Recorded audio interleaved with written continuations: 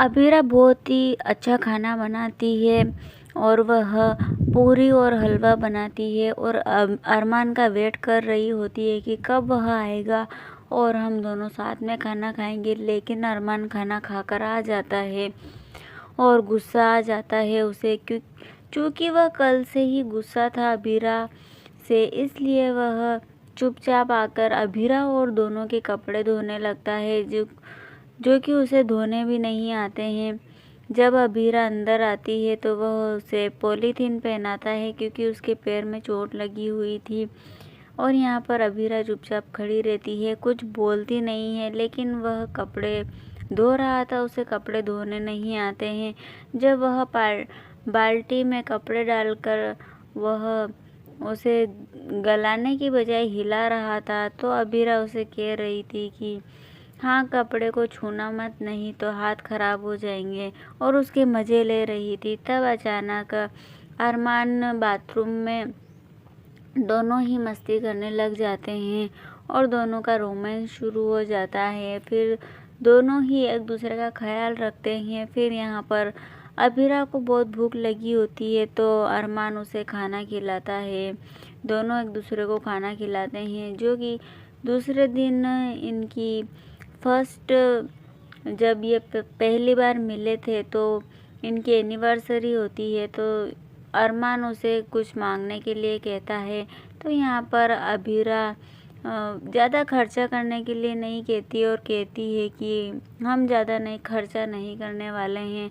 तब वहाँ पर अबीरा उससे यह बात अबीरा इस बात की मांग कर लेती है कि वह एक बार विद्या से मिल ले।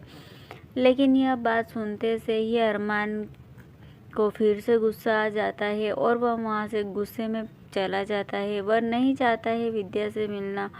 यहाँ हम देखें तो अबीर घर पर आ जाता है और वह ड्रिंक करके आया था। वह चारू को फ़ोन लगा रहा था। तब वहाँ पर क्यारा आ जाती है। अचानक से वह डर जाता है तो फ़ोन नीचे गिर जाता है। वह फ़ोन को उठाता है और कहता है कि मैं कुछ ज़रूरी काम कर रहा था।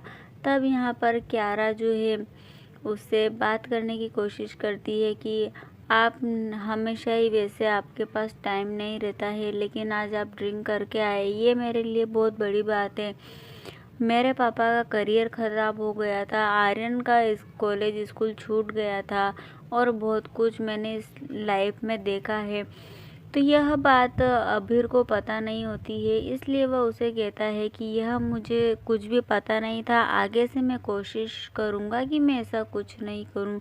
और दोनों ऐसी बातें करते हैं। लेकिन यहाँ चारू को उसका समय चाहिए था, लेकिन अबीर उसे समय नहीं दे पाता है। वह चारू से प्यार करता है और क्यारा को समय नहीं दे सकता, इसलिए उसे थोड़ा अच्छा नहीं लगता है और वह उसका मन उदास हो जाता है। यहाँ पर अरमान अपना गुस्सा निकालने के लिए बाहर आता है। तब यहाँ पर विद्या का फ़ोन अबीरा को आ जाता है और वह उसे कहती है कि क्या हुआ, तुमने अरमान से बात की। लेकिन यहाँ पर अरमान से अभी बात अबीरा की हुई नहीं थी, इसलिए वह उससे बात कर ही रही थी। इतने में यहाँ पर अरमान को एक खुशखबरी मिलती है, जिसे सुनाने के लिए वह अबीरा के पास आता है और वह विद्या से बात करते हुए अबीरा को देख लेता है। तो ऐसे देखते हुए उसे फिर से गुस्सा आ जाता है और वह नाराज़ होकर जाकर सो जाता है और वह अबीरा से बात भी नहीं करता है।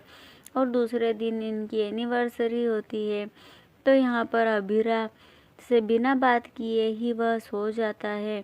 तो देखते हैं दोस्तों, यह अपनी एनिवर्सरी कैसे सेलिब्रेट करते हैं। यह विद्या की वजह से इन दोनों की लाइफ में ऐसे ही परेशानियां चलती रहेगी। देखने के लिए हमारे साथ बने रहिए और चैनल को सब्सक्राइब कीजिए।